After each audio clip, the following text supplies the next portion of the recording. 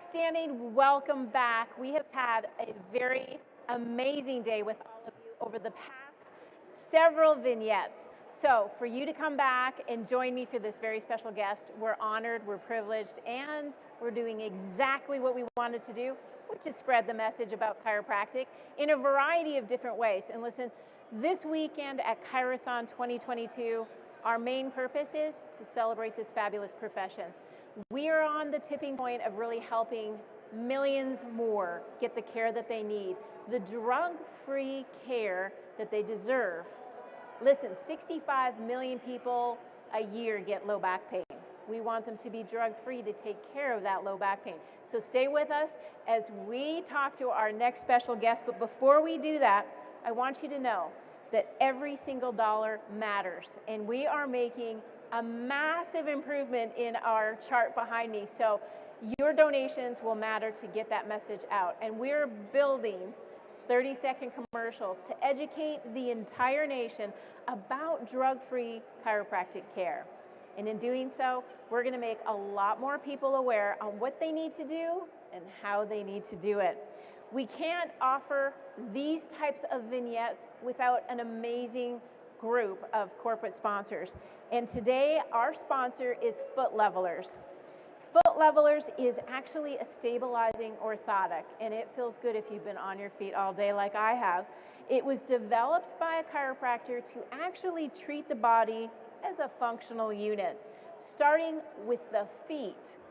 These custom orthotics, well, let's just say they properly support the back, the knees, the hips, and one of the pieces that most people don't understand, orthotics actually support the neck as well.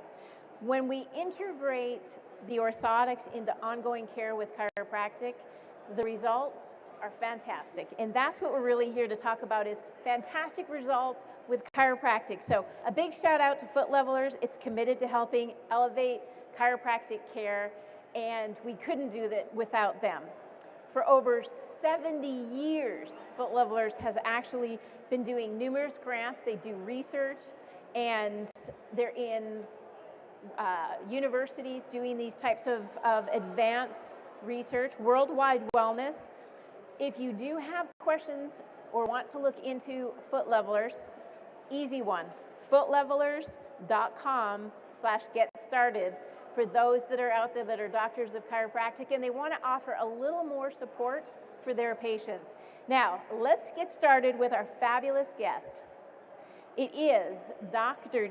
Jennifer Ellis, and I am delighted to have her with us because this topic resonates with everyone. Is there that doesn't want more vitality or more energy in their lives? Who is this wonderful doctor that is sitting beside me?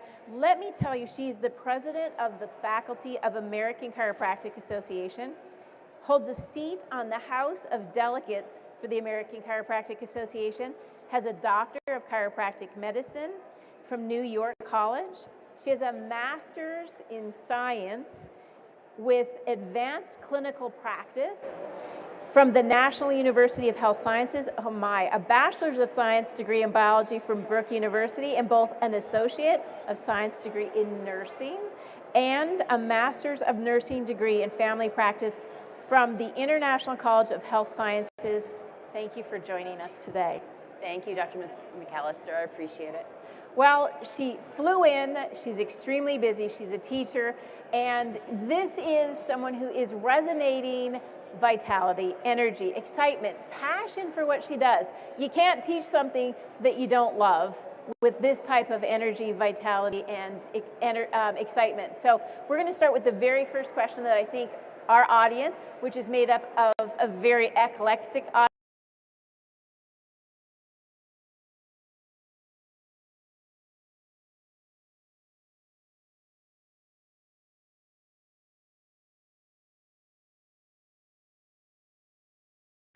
When you think about chiropractic, how does it impact the community? Chiropractic has a huge impact on local communities and even nationwide. So at the educational level, where I spend most of my time, I'm the vice president of Kaiser University's College of Chiropractic Medicine, and I do some teaching as well.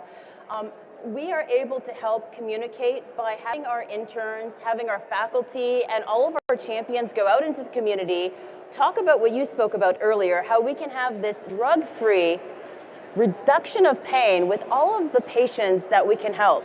We know about approximately 187 people are dying every single day from opioid overdoses, and these can be both prescription and non-prescription. What a huge opportunity we have within our community to help reduce pain and employ the chiropractic, which is a natural, holistic profession, to help our partners. We also go out in the community and talk to people that are vendors. We have Foot Levelers, thank you for sponsoring me. We have other vendors out there that their outcomes are the same. The outcome is to create a healthier, more positively influenced environment. And we do this through multiple messages, things like this, live feeds, events. Coming together as a community is a huge ability for us to just stay stronger and get healthier. I love it. And when you think about where chiropractic fits in a community, one of the pieces that you hopefully will know is the drug-free approach maximizes a patient's ability to heal. Because it's not one thing. If you're taking an opioid, oftentimes you will feel sick, you'll feel lethargic. Other body areas may in fact be adversely affected. So trying a first-line drug-free approach often is one of the big pieces. I want to know a little bit about, I know you told me you were a teacher, maybe you could share a little bit about what are some of the classes that you teach and how do you see that teaching coming back into your community and making an impact? Great.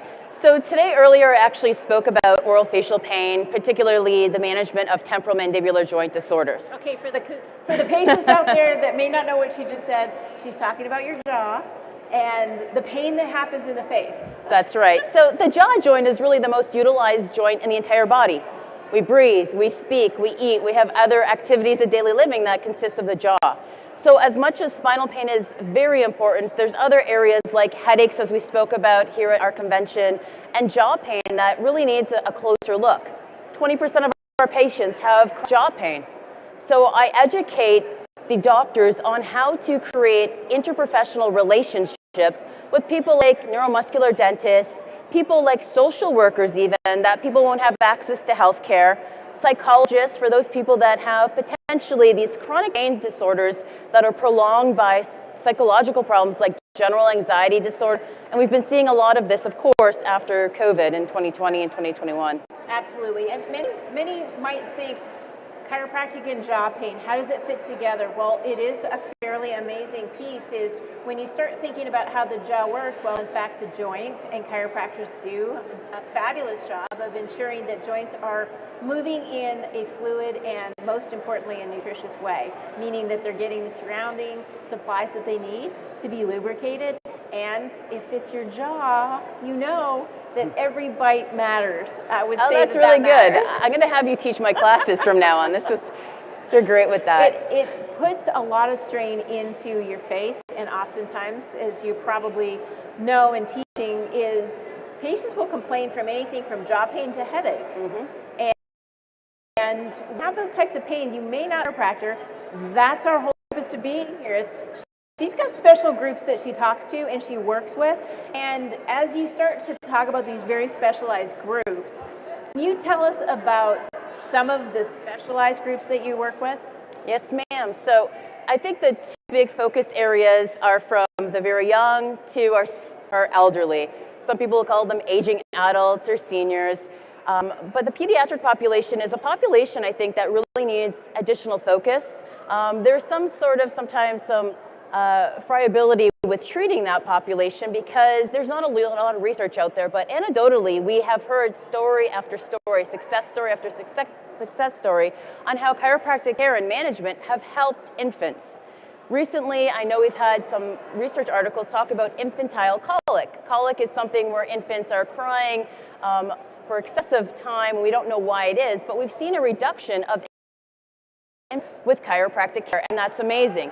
Often we think about chiropractic care as just helping utilize the joints or getting our back pain better, the headaches reduced, but it also helps increase, as we'll talk about later, energy. It helps us give us a good sense of well-being. It gives us, again, a sense of community and belonging. So there's so much more that chiropractic can offer. So I think the one population is pediatric, but also as we go along, our mothers that are pregnant and then the geriatric population. So let's just dive into a pregnant mother, because let's face it, you're going to be carrying more weight, and back pain is one of the most common things that a pregnant lady would in fact have. So you wouldn't want a pregnant woman taking any medications, although we know there's lots of studies that unfortunately fetal alcohol syndrome, things that people will do to release some of the pain or stress that they're going through, or the unfortunate births that are with a mother that may have been addicted to an opiate. So let's talk about how does chiropractic impact a pregnant woman that is drug-free, gentle, and often really the first line approach that hopefully they will look for. Right, thank you. I think a couple of things. My background also involving being a registered nurse and having that master's degree in family practice has really helped me. A lot of times people say, oh, you just want to do these things to offer drugs, and nothing could be farther from the truth. Part of the reason I got these additional degrees was the ability to take patients off of drugs. Knowing to talk to the patient about this legally and being able to help the patient, certain medications they might have to be on because they do have eclampsia. That is a very significant blood pressure issue. But there are many women that can benefit from a drug-free lifestyle, and they should during their pregnancy. One of the important things I think we need to realize too is that a lot of women, 80%, will have some or pain. Now, some women related during my pregnancy, there might be some fear, and chiropractors provide alternative care for those that don't want the manipulation. We have things like flexion distraction tables. We have rehabilitative methods that can help strengthen the core. So we can actually give exercises to the women as well to help reduce their back pain. That's significant. It absolutely is significant when you think about it's 9 months, and for all of the women out there that have had childbirth and know 9 months can seem like a lifetime if you're suffering. So it is a critical option, and that's why the doctors of chiropractic that are joining us today and really in this fabulous convention, they know one of the steps to energy, which we're going to get to, for a pregnant woman is going to be ensuring that they are pain-free and they have great mobility. And perhaps you could just touch a little bit about, there is kind of a list of things that people get told, you shouldn't do X, Y, or Z when you're pregnant. And some of it is really antiquated, like you really shouldn't run when you're pregnant and those kind of things. Tell us about mobility and stability as a pregnant woman. What really impacts them to live the energy lifestyle and hopefully pain-free to have that really successful childbirth experience? Thank you. I think that, education is a huge piece, and whether you are educated, I hope they are, with their OBGYN, their chiropractor, their nurse practitioner, whoever it may be, we all have to use particular guidelines, especially when it deals with pregnancy. I'm from Canada originally, so I think back to the Princess Diana days when they actually told women to not have their heart rate go above 100 beats per minute, and to exercise no greater than twice a week. Now the recommendation is 150 minutes of moderately intense or high intense exercise. We see them doing CrossFit during pregnancy. They're still doing straight leg deadlifts and things that they've done before, continuing with their life. And I think that's important. That sense of belonging, again, to oneself, belonging to community events that we spoke about the community. I think that's really important for a woman to continue to do what they're doing and feel assured by it by their chiropractor or person that they're working with. Absolutely. In fact, as we go through, if you're out there and you happen to be pregnant and you're suffering and well, I really don't know what to do with my low back pain or neck pain, one of the things that she said very eloquently was collaborative care. You're working with your OBGYN, you're working with your chiropractor, you may have someone that you're working on, perhaps for physical therapy, but the key is you are special in and of itself, and the care that you need may need to be specialized. So it's chiropractors that have a specialization in understanding the biomechanics of the body, and they work collaboratively if you have, for example, a high-risk pregnancy. Are we saying, which I know you and I are not, that every pregnant mother at 8 months should be doing heights and CrossFit and running ultramarathons? We are not. But what we are saying is being active, having a healthy, nutritious lifestyle really does make a major difference. And one of the things I recall is I have two, well, teenagers now, but my feet hurt when I was in practice, 10 hours a day. I actually lectured, this is no joke, I lectured on a Sunday night at 5 p.m. and by the following morning I was ready to have that child. Wow. And so no time off. I remember the energy was good, but my feet hurt a lot. Talk to me about why. Right. So there is, as women gain in a normal pregnancy, about 35 pounds. Now, if they have, that's a singleton pregnancy, being one baby. That's a lot of weight that is coming in basically from month 6 to month 9. A tremendous amount of pressure on the feet, the ligaments. We actually end up losing, we have 3 main arches in our foot, and they end up, depending on the size you are, starting from a nice little arch, starting to flatten out. So some of the companies, like for example, Foot Levelers, who's sponsoring me to be here, they've actually created a product called the Mother Nurture product. So what happens is in second semester, third semester, and postnatally, there's 3 different types of orthotics custom made for that. We've seen research, and maybe you're one of the people out there right now that have said, I've actually gained a foot size. You know, I used to be a size 8, now I'm a size 9. What happened? It's not that the foot, which it does swell, it's that the foot lengthened. And why that is we lose the conditioning of the muscles within the feet, and we lose the arch support. So there are things available to our patients that can help support our weights, our body changes, and hopefully prevent a permanent deformation over time. You know, that's a really interesting thing, because in the good old days, we didn't recognize how important it was to have the support. Things have changed quite a bit over time. 3 arch supports, but one of the things that I think now over time, even looking at the new strollers that come out for mothers, is there's so much more ease. Clothes, you know, the old ones were heavy steel, just lifting them, bending, twisting, pushing, pulling. We don't have to describe this to any mother that's out there, because we all know we struggle. We got a purse, we got a bag, and you got to carry the stroller. So it's nice to hear that there's actually a product out there that really facilitates a woman's change, that really is helping you prevent that. We know, eating your veggies and exercising and drinking plenty of water, prevention. If we can prevent more, our lives will be so much better off. And we had a panel yesterday with the 100-year lifestyle, and one of the quotes was, if I knew I was going to live long, I would have taken way better care of myself. So let's talk about that particular part. Okay. If you knew you were going to live to 100, how do I keep my energy and my vitality moving forward? It's a big question. A lot of us have been through a lot over the last 2 years, and maybe our energy is lower than we want it to be. Share with us some of the things that you've seen, not only while teaching, but in your own life, on how to keep your energy levels up high. Right.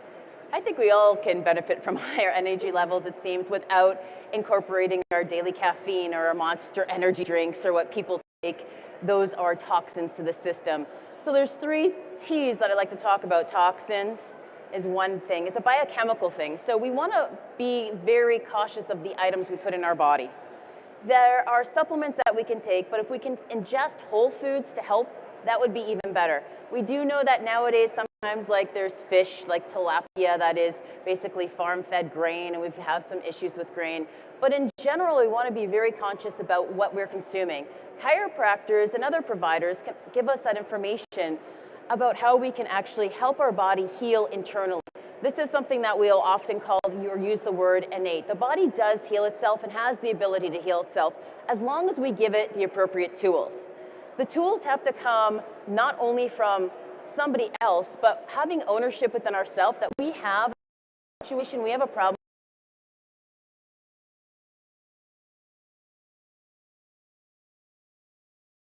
when we have to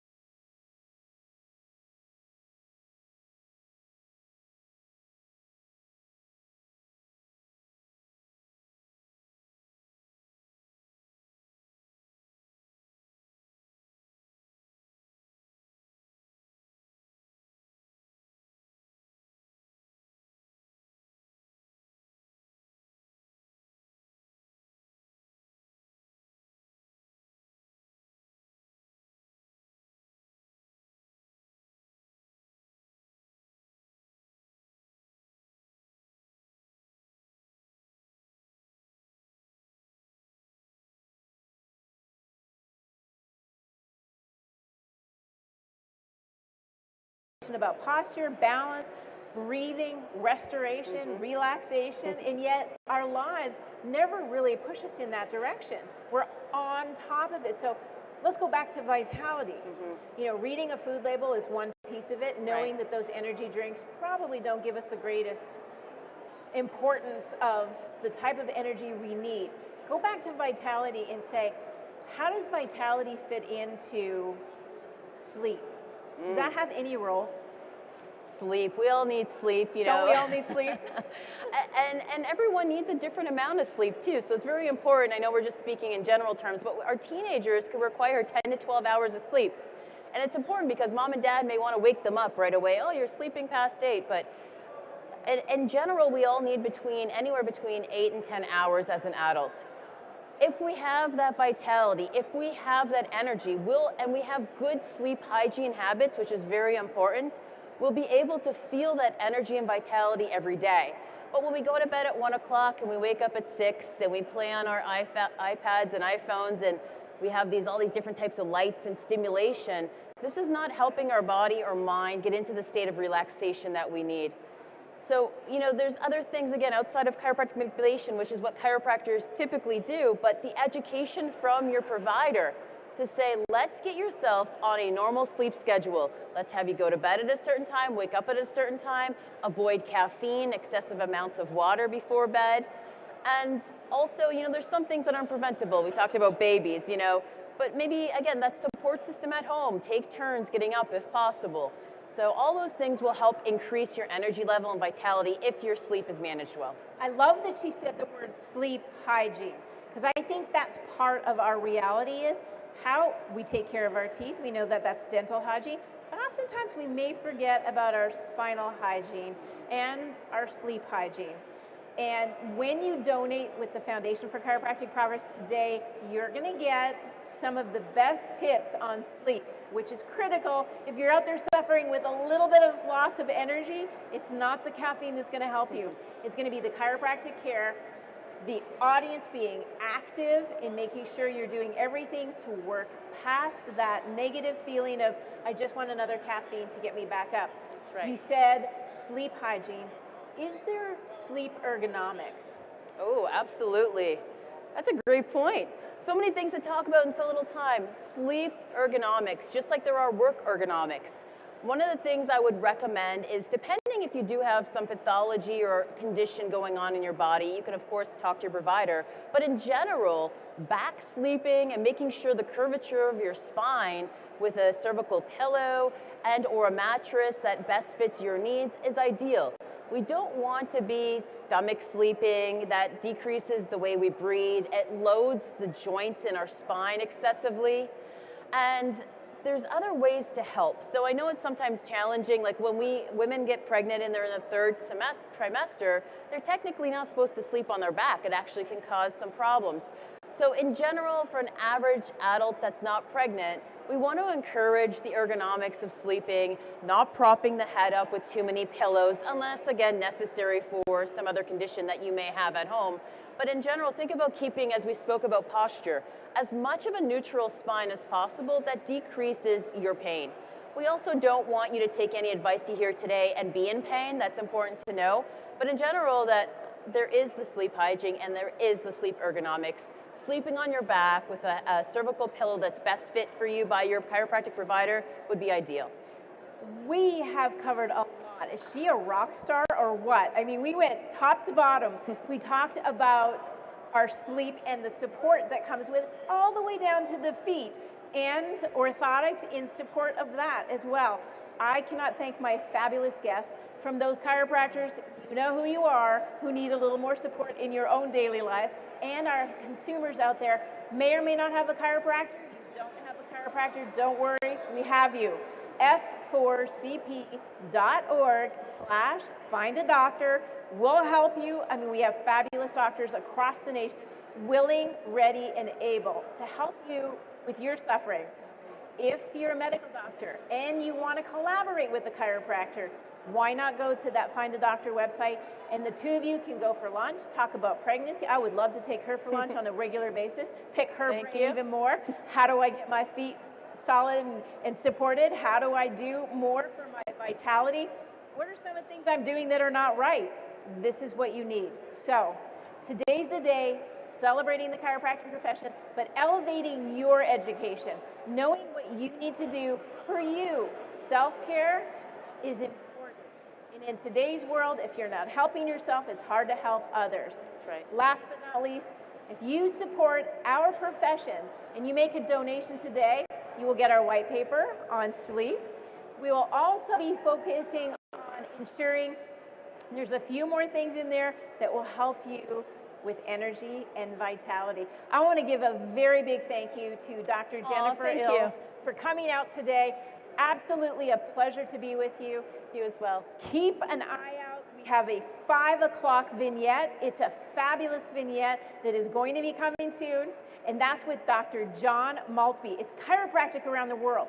Who would know chiropractors around the world are making such an amazing difference? We're here at ChiroThon 2022 at the FCA, the National. The energy's high, the vitality is real. Don't forget to come back for that last 5 o'clock vignette. And if you haven't yet, please donate. The more money that comes in, the more we're able to educate our consumers, our patients, and our community to live a drug-free, healthy lifestyle. We'll see you back here at 5 o'clock. Thank you.